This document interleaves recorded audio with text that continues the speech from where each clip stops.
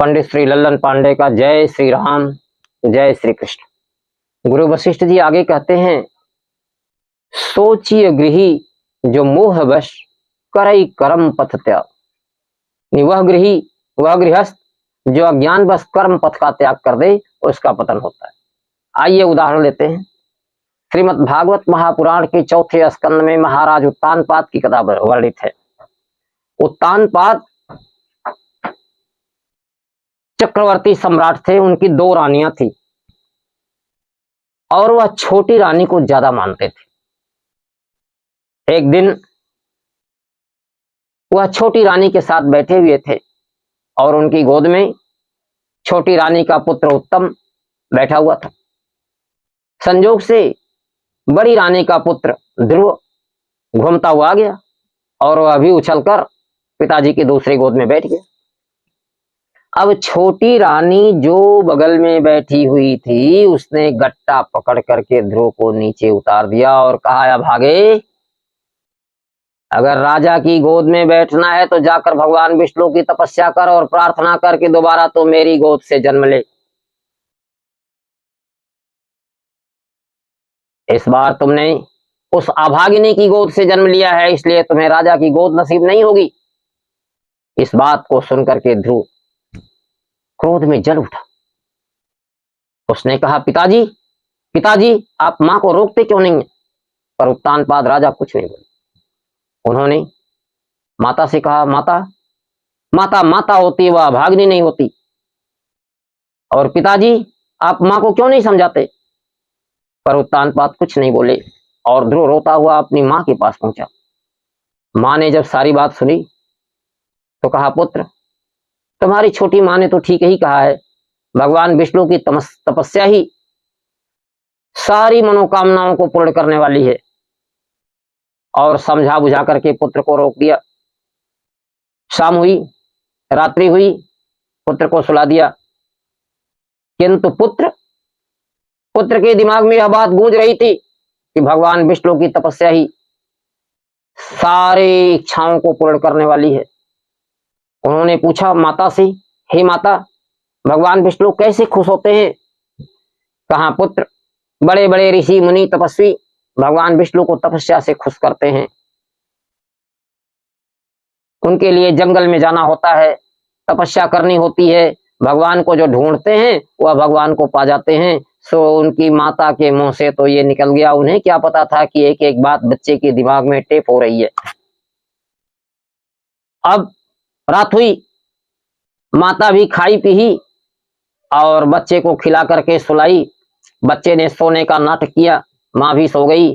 किंतु जब ठीक मध्यरात्रि हुई तो बच्चा उठा, माँ की नजर बचा करके सोए हुए माँ को, और वह भगवान विष्णु और माता लक्ष्मी जिनकी पूजा उनकी माता रोज करती थी, उनके चरणों में जाकर के प्रणाम किया। कहा, हे भगवान विष्णु, हे माता लक्ष्मी, मैं अपनी माँ को तुम्हारे शरण में, तुम्हारे संरक्षण में छोड़ जा रहा हूँ, क्योंकि मुझे तुम्हें खोजने जाना है। माँ ने कहा है जंगल में तपस्या से तुम मिलते हो, मैं चल रहा हूँ, तुम्हें ढूंढूंगा और तुमसे मिल करके तब लौटूंगा। तब तक मेरी माता का ख्याल रखना, इनको कोई दिक्कत न होने पाए। और यह कह करके राजकुमार ध्रुव महल से बाहर निकल गए। जब कुछ देर बाद माता की नींद खुली, ध्रुव को न पाकर के वह दहाड़ मारकर रोने लगी और तुरंत दौड़ती हुई महाराज महाराज करके महाराज के कक्ष में पहुंची। वह सुरुचि के कक्ष में थे। वह जोरों जोरों से आवाज लगाई। महाराज उठे, क्या बात है? कहे, ऐसी बात है। अब महाराज ने कहा, अच्छा ठीक है, भोर होते ही मैं सैनिकों को भेजूंगा उसकी खोज में। और तब तक क्या हुआ कि महाराज स्वयंभू मनु प्रकट हो गए और क्रोध में, बिल्कुल क्रोध से लाल, उन्होंने उत्तानपाद को डांटते हुए कहा, जब सुबह होगी तो सैनिकों को भेजोगे, तुम नहीं जा सकते। अरे मूर्ख उत्तानपाद, तुम एक स्त्री को नहीं जीत सके, तुम संसार को क्या जीतोगे? तुम प्रजा का पालन क्या करोगे? प्रजा के साथ न्याय क्या करोगे? तुमने तो अपने पुत्रों के साथ ही अन्याय कर दिया। याद रखो, अभी और इसी वक्त मेरे पौत्र को ढूंढने निकलो, और अगर मेरी बहू को और मेरे पौत्र को कुछ भी तकलीफ हुई तो फिर तुम्हें इसका खामियाजी, इसका परिणाम भुगतना पड़ेगा। तुम मेरे श्राप से बच नहीं सकते। यह कह करके स्वयंभू मनु अदृश्य हो गए। अब उत्तानपाद की आंखें खुली, वह झटका पर निकले और रथ मंगा करके तेजी से चारों तरफ रथों को दौड़ा दिया और ध्रुव ध्रुव चिल्लाते हुए दौड़े। रथ पर सुरुचि भी चढ़ना चाहिए, लेकिन सुरुचि से कहा कि दुष्टे, आज तुम्हारे चलते मुझे ये दिन देखने पड़े। ध्रुव की माता और महाराज उत्तानपाद वन वन में बहुत दूर दूर तक खोजते रहे, लेकिन ध्रुव नहीं मिला। और ध्रुव कहाँ गए? ध्रुव जब जा रहे थे तो भगवान विष्णु और माता लक्ष्मी वैकुंठ धाम से देख रही थी। माता लक्ष्मी ने पूछा, हे प्रभु, आप बड़े गौर से क्या देख रहे हैं? भगवान विष्णु ने कहा, आज तक मैंने बड़ों बड़ों को तपस्या करते देखा है, लेकिन आज मैं 5 वर्ष के एक बच्चे को तपस्या के लिए जाते देख रहा हूं। माता लक्ष्मी ने कहा, रोकिए प्रभु, यह 5 वर्ष का बालक कैसे तपस्या करेगा? भगवान ने कहा, देवी, किसी को तपस्या करने से रोकना यह मेरा काम नहीं, उसका संकल्प यही उसकी रक्षा करेगा। देखो कितना दृढ़ संकल्प है, निकल पड़ा भगवान विष्णु को पाने, उसका संकल्प उसकी रक्षा करेगा। माता लक्ष्मी ने तुरंत नारद जी को भेजा, देवर्षि नारद, उसका संरक्षण करो। देवर्षि नारद जी प्रकट हुए, समझाए बुझाए और घर लौटने को कहे, लेकिन ध्रुव था कि उसने कहा, देवर्षि जी, मैं बिना भगवान विष्णु से मिले घर नहीं लौट सकता, यह मेरा अटल संकल्प है। आप देवर्षि हैं और आप सबको मार्ग बताए हैं, आप भी मुझे वो मार्ग बताइए कि मैं भगवान विष्णु को पा सकूं। मैं बिना भगवान विष्णु से मिले नहीं लौटूंगा। देवर्षि जी ने कहा, पुत्र, तुम इस शरीर से भगवान विष्णु के पास नहीं जा सकते। ध्रुव ने कहा, ठीक है, मैं इस शरीर से नहीं जा सकता हूं, लेकिन भगवान विष्णु तो यहां आ सकते हैं। नारद जी ने कहा, आज गजब के बालक से पाला पड़ गया है। उधर भगवान विष्णु और लक्ष्मी जी ध्रुव का और नारद का संवाद सुन रहे थे। लक्ष्मी ने कहा, प्रभु, कुछ माया प्रेरित करके ध्रुव की बुद्धि को परिवर्तित कर दीजिए ताकि वह घर लौट जाए। भगवान विष्णु ने कहा, माया करके देखो, मेरे भक्तों पर माया कहां चलती है। जब वह विष्णु को पाने के लिए संकल्पित हो गया तो अब माया उसका क्या बिगाड़ सकती है। मां लक्ष्मी ने प्रयास भी किया, लेकिन माया नहीं चली और ध्रुव की बुद्धि विचलित नहीं हुई। अब भगवान विष्णु ने माता लक्ष्मी से कहा कि सुन रही हो प्रिय, नारद जैसे विद्वान की बुद्धि भी उसके तर्कों के सामने विवश दिख रही है। देखते हैं अब नारद जी क्या करते हैं। कहे, प्रभु कुछ कीजिए। कहे, करने के लिए तो नारद जी को भेज दियो। अब नारद से विद्वान ज्ञानी और कौन है त्रिलोकी में, जिसको नारद जैसा गुरु मिल जाए उसका तो कल्याण होना ही होना है, निश्चिंत रहो। आज एक भक्त ध्रुव है और उसके गुरु के रूप में देवर्षि नारद जी पहुंच चुके हैं। अब देखो क्या होता है। देवर्षि नारद जी ने कहा, हाँ पुत्र, भगवान विष्णु तो आ सकते हैं, लेकिन उन्हें बुलाने के लिए बड़ी कठोर तपस्या करनी पड़ेगी और तुम अभी 5 वर्ष के बालक हो। ध्रुव ने कहा, गुरुदेव, आप मुझे रास्ता तो बताइए। सफलता अवस्था की मोहताज थोड़े होती है। यह कहां लिखा है कि केवल बड़े ही तपस्या करें, बच्चे तपस्या नहीं कर सकते। मैं भी तो मनुष्य हूं, मैं तपस्या करूंगा। कहा, ठीक है करो, लेकिन इसके लिए तुम्हें घनघोर जंगल में जाना होगा। क्या बताइए कहां जाऊं? कहां रास्ता पकड़ो और बीच जंगल में चले जाओ, वहां किसी बड़े वृक्ष के नीचे बैठ जाना, नित्य प्रति जमुना स्नान करके और ध्यान लगा करके ओम नमो भगवते वासुदेवाय द्वादशाक्षर मंत्र का लगातार जप करना है। मैं करूंगा और आप मुझे आज्ञा दीजिए और मैं जंगल की तरफ बढ़ूं। उसने बालक ध्रुव ने देवर्षि नारद के चरणों में प्रणाम किया और देवर्षि नारद जी ने आशीर्वाद दिया और देखते रह गए। बालक ध्रुव अंदर घनघोर जंगल की तरफ चढ़ गया और घने जंगल में जाकर के किसी विशाल वृक्ष के नीचे बैठ करके उसने द्वादशाक्षर मंत्र का जप शुरू कर दिया। अब माता लक्ष्मी जी बड़ी रुष्ट हैं। भगवान कृष्ण ने कहा, ऐसा क्यों, नाराज क्यों हो देवी? कहें, देवर्षि नारद जी ने उसको थोड़ा बाहर था तो घने जंगल में भेज दिया। इतना मेरा नाजुक पुत्र 5 वर्ष का ध्रुव घनघोर जंगल में डरेगा नहीं? भगवान कहे, डरेगा क्यों? जिसकी चिंता माता लक्ष्मी करती हो, भला वह बालक डरेगा? अरे उस बालक का दृढ़ निश्चय तो देखिए। जिसने देवर्षि नारद को विवश कर दिया और जितने अपने संकल्प से माता लक्ष्मी को विवश कर दिया। तो जब तुम देवी, जब साक्षात तुम जिसकी चिंता कर रही हो, भला उस बालक को डर कैसा। अब लक्ष्मी जी ने कहा, प्रभु मैं तो जा रही हूं उस बालक को देख रेख में। उन्होंने माता पार्वती से संपर्क साधा। माता पार्वती प्रकट हुई। कहो देवी क्या बात है। मां लक्ष्मी ने कहा, देवी यह आपके कार्य क्षेत्र की बात है। मैं तो धन की देवी हूं, किसी को भरपूर शक्ति हूं, लेकिन आज उस बालक की रक्षा करनी है। यह तो योग शक्ति का काम है और यह आपके अधिकार क्षेत्र की बात है। मेरा बालक ध्रुव तपस्या कर रहा है, उसको कोई दिक्कत ना हो। माता पार्वती ने कहा, देवी चिंता मत करो, जो तुम्हारा पुत्र है वह हमारा भी पुत्र है, अब उसको मेरी सुरक्षा में छोड़ दो। माता पार्वती ने एक सुरक्षा कवच बना दिया, जहां सारे किसी भी तरह की बाधा उस सुरक्षा कवच के अंदर नहीं जा सकती थी। बालक ध्रुव सुरक्षित होकर के तपस्या करने लगा। अब कुछ समय बीता, बालक ध्रुव को भूख लगी होगी। माता लक्ष्मी एक स्त्री के रूप में प्रकट हुई भोजन लेकर के। उन्होंने कहा, पुत्र भोजन कर लो। ध्रुव आप कौन हैं।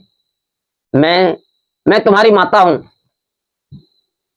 तो ध्रुव ने कहा, ठीक है, माता का भी तो नाम होता है, जैसे मेरी माता है उनका नाम है, तो आप भी माता हैं और आपका भी तो कुछ नाम होगा। कहे हाँ मेरा नाम है जगत माता। कहे तब तो बहुत अच्छा है, मेरी माता तो मेरे एक ही पुत्र की माता है और आप तो जगत की माता हैं, तब तो आप बहुत आदरणीय हैं। लेकिन आप इतने बड़े जगत की माता कैसे हो गई। तब भी तो आपका कुछ नाम होगा, क्योंकि जगत माता ये तो आपका वास्तविक नाम नहीं है, आप अपना असली नाम बताइए। अब माता लक्ष्मी को कहना पड़ा कि मेरा नाम है विष्णु प्रिय। कहो तब तो आप भगवान विष्णु को जानती ही होगी। क्या हाँ पुत्र जानती तो हूं। कहे मत, तब मुझे विष्णु का पता बताइए, मैं विष्णु भगवान के यहाँ जा सकता हूँ। विष्णु माता ने कहा कि पुत्र भगवान विष्णु के यहाँ तुम इस शरीर से नहीं जा सकते, उनके यहाँ जाने के लिए तो तपस्या करनी पड़ती है और नारद जी तो तुम्हें बताए ही है, वो तुम्हारा मार्गदर्शन कर ही रहे हैं। कहें कि इस तपस्या से खुश होकर के भगवान विष्णु तुम्हारे पास आ जाएंगे और तब तक मैं तुम्हें दोनों वक्त भोजन पहुंचाती रहूंगी। तो कहे ठीक बा। अब ध्रुव जी जो है भोजन करने के लिए तैयार हो गए, लेकिन जैसे ही भोजन उठाए इन्हें अपनी माँ की याद आ गई। उन्होंने कहा, नहीं माता मैं भोजन नहीं करूंगा, क्योंकि मुझे पता है कि जब मेरी माता भी मेरी याद में भोजन नहीं की होगी। उन्होंने कहा, अच्छा ठीक है, मैं तुम्हारे माता को यह बता देती हूं कि मैंने तुम्हारे पुत्र को भोजन करा दिया है और मैं उसे भी भोजन करा के आती हूं। अब माता लक्ष्मी अदृश्य हुई और वह जो है ध्रुव की माता को बताई कि पुत्री तुम निश्चिंत रहो, तुम्हारा पुत्र तपस्या कर रहा है और वह मेरे संरक्षण में है। मैं 24 घंटे उसकी देखरेख करती हूँ, उसको किसी तरह की कोई दिक्कत नहीं होने पाएगी और वह अपनी तपस्या पूरी करके भगवान विष्णु को प्राप्त करके लौटेगा। इसलिए तुम मेरी आज्ञा से भोजन करो और पुत्र की सारी जिम्मेदारी, मेरी पूजा करती हो ना, भगवान विष्णु पर भरोसा है ना, इसलिए मेरे पर भगवान विष्णु पर भरोसा करके मुझे उस पुत्र को सौंप दो और निश्चिंत होकर के भोजन करो, क्योंकि तुम्हारे पुत्र को मैंने भोजन दिया, उसने यही कहा है कि जब तक मेरी माँ भोजन नहीं करेगी तब तक मैं भोजन नहीं करूंगा। इसलिए तुम्हें भोजन करा करके मैं जा रही हूं उस पुत्र को भोजन कराने। भोजन उसके पास रखा हुआ है। अब ध्रुव की माता ने माँ लक्ष्मी को प्रणाम किया और भोजन ग्रहण किया। तब माँ लक्ष्मी आई, कहे देखो पुत्र मैं तुम्हें ज्ञान दृष्टि दे रही हूं, तुम यहीं से देखो तुम्हारी माता भी भोजन कर चुकी है, अब तुम भोजन करो। ध्रुव ने भोजन किया और भोजन करने के बाद फिर ओम नमो भगवते वासुदेवाय जप करने बैठ गया। माता ने कहा कि पुत्र सो जाओ। ध्रुव ने कहा गुरु ने कहा है कि जप निरंतर चलना चाहिए। माता परेशान। अब माँ लक्ष्मी ने कहा अच्छा ठीक है, आओ मेरी गोद में बैठकर जप करो। जब माता की गोद में ध्रुव बैठा और माँ ने सिर सहलाना शुरू किया, कुछ देर में निद्रा आ गई और ध्रुव सो गया। अब सोने में क्या हुआ, माँ ने पुत्र के सोने की व्यवस्था कर दी। पुत्र सुबह उठा। अब नित्य प्रति का यह नियम था कि सुबह माता लक्ष्मी भोजन कराती थी, शाम को भोजन कराती थी और पुत्र को शयन कराती थी और ये जो है ध्रुव जी अपना तपस्या करते रहे। 1 महीने का समय बीत गया। बीच बीच में नारद जी आते रहे और आशीर्वाद देते रहे। जब 1 महीना बीत गया तो ध्रुव ने पूछा, प्रभु गुरुदेव 1 महीने तो हो गया, अभी भगवान विष्णु का आता पता कुछ नहीं चला। उन्होंने कहा, पुत्र तुम्हें कुछ त्यागना होगा। कहे, क्या त्यागूं? कहा, अब आज से 1 समय का भोजन शुरू कर दो और 1 समय का भोजन छोड़ दो। कहा, ठीक है, आज से 1 समय भोजन रहेगा। अब जब माता लक्ष्मी भोजन लेकर के पहुंची तो उन्होंने कहा ध्रुव ने कि माता आज से मैं 1 समय का व्रत करूंगा। माता लक्ष्मी फिर नाराज। पर जब नारद जी मिले तो उन्होंने कहा, देवी शिष्य को सही मार्ग दिखाना तो मेरा कर्तव्य है। आप तो जानती ही हैं कि जब तक वह तपस्या पूरी नहीं करेगा भगवान विष्णु उसे मिलेंगे नहीं। और एक एक करके आज वह 1 समय का भोजन छोड़ेगा, फिर वह भी भोजन छोड़ेगा, फिर जल छोड़ेगा, फिर वायु छोड़ेगा, तभी तो मिलेंगे मेरे नारायण। माता लक्ष्मी खुश हो गई। कहें, चलो ठीक है, मैं उसे शक्ति दे रही हूं, वह सफलतापूर्वक तपस्या पूरी कर ले। अब माता लक्ष्मी ने उसे आशीर्वाद दिया और बिना खाए ही ध्रुव के शरीर में अपार तेज विराजमान हो गया। अब दूसरे महीने में ध्रुव ने 1 समय भोजन शुरू किया। दूसरा महीना भी पूरा हुआ, तब देवर्षि नारद जी मिले। ध्रुव ने कहा, गुरुदेव अभी तो भगवान का कुछ अता पता नहीं चला। गुरुदेव ने कहा, पुत्र अब तुम्हें यह 1 समय का भोजन भी छोड़ना होगा, सिर्फ जल पी करके रहना होगा। ध्रुव ने कहा, ठीक है, अब आज से मैं वह भी भोजन छोड़ रहा हूं, सिर्फ जल पी कर रहूंगा।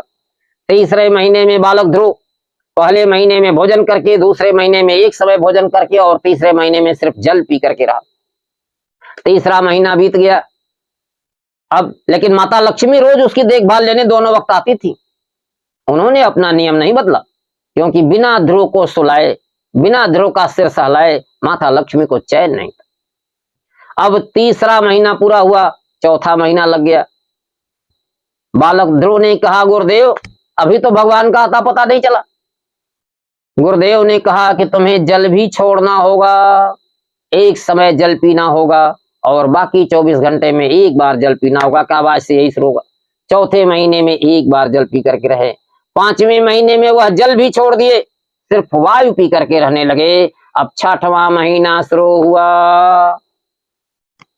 बालक ध्रुव ने गुरुदेव से कहा, गुरुदेव अभी तक भगवान विष्णु का अता पता नहीं चला, आप वह मार्ग बताइए जिससे भगवान विष्णु आने के लिए विवश हो जाए। देवर्षि नारद ने कहा, गजब के बालक से पाला पड़ा है पुत्र, वह मार्ग तो है लेकिन बड़ा कठिन मार्ग है। क्या आप बताइए तो सही। कहें, उस मार्ग में तुम्हारे प्राण जाने का संकट है। क्या आप बताइए सही। कहें, तुम्हें प्राणायाम के द्वारा वायु को भी रोक देना होगा और तुम्हारे वायु की गति रुकते ही पूरे ब्रह्मांड की वायु की गति रुक जाएगी, तब भगवान आने के लिए विवश हो जाएंगे। बस बस गुरुदेव अब मैं यही करता हूं, मुझे वह उपाय बताइए।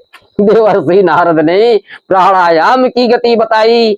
2-4 दिन बालक ध्रुव को अभ्यास कराया। बालक ध्रुव ने कहा, गुरुदेव अब ठीक है, मैं रोकता हूं, मुझे आज्ञा दीजिए। गुरुदेव को प्रणाम करके बालक ध्रुव ने श्वास की गति रोक दी। क्यों? कि जब तक भगवान विष्णु नहीं आ जाते तब तक श्वास की गति रुकी रहेगी। अब क्या हुआ, बालक ध्रुव के श्वास की गति रोकते ही तीनों लोक की गति रुक गई, वायु रुक गई, मैंने सब की गति जो जहां थे वहीं खड़े हो गए। त्राइमाम की पुकार मच उठी। सब लोग भगवान विष्णु के सामने हाथ जोड़कर नतमस्तक हुए। प्रभु अब आप जल्दी कुछ कीजिए, अन्यथा पूरे त्रिलोक में जीवन का संकट उत्पन्न हो गया।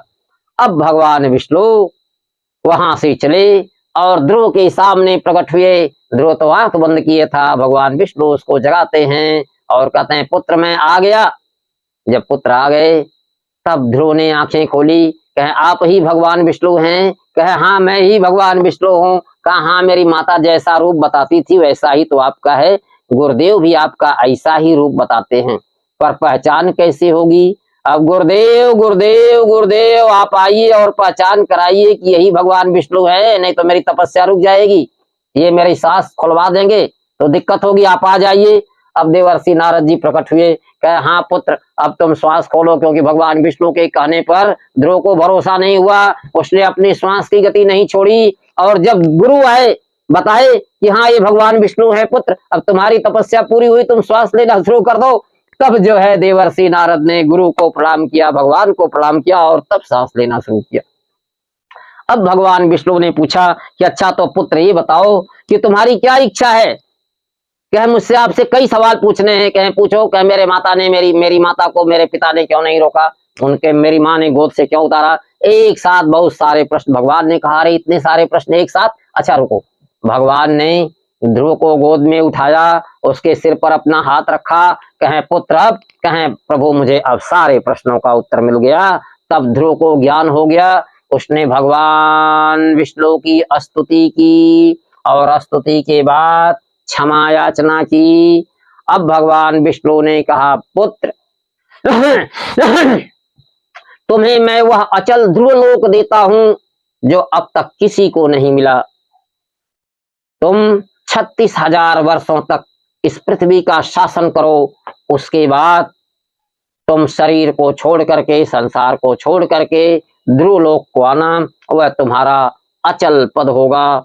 और अब बोलो और क्या चाहते हो। कहें बस प्रभु आपकी कृपा दृष्टि बनी रहे। देवर्षि नारद जी ने पूछा कि भगवान आज्ञा हो तो मैं बालक ध्रुव को महल तक छोड़ाऊं। भगवान ने कहा अरे हम और माता लक्ष्मी भी चलेंगे बालक ध्रुव को पहुंचाने। भगवान की कृपा हुई, रथ उतर आया। उस पर देवर्षि नारद, भगवान विष्णु, माता लक्ष्मी और बालक ध्रुव को बैठा करके महल के समीप तक ले गए। उसके बाद भगवान विष्णु ने कहा पुत्र अब तुम अपने महल में चले जाओ। अब जो है बालक ध्रुव अपने महल में गया। तो मित्रों कथा क्या थी कि सोचिए गृही जो मोह बस करई करम पथ त्याग, यानी उत्तानपाद ने मोह बस पुत्र के साथ अन्याय किया। उनका जो कर्तव्य था उसका त्याग किया और इसके कारण उत्तानपाद के नाम के सामने यह कलंक हमेशा हमेशा के लिए जुड़ गया। और दूसरी बात कि भगवान के भक्त कैसे होते हैं यह आपने देख लिया। पिछली कथाओं में मैंने भक्तों के लक्षण बताए हैं, देखिए मिला लीजिए। तो इस तरीके से जो भगवान की राह पर चल पड़ते हैं उनका सदैव मंगल होता है। बोलो भक्त और उनके भगवान की जय। जय श्री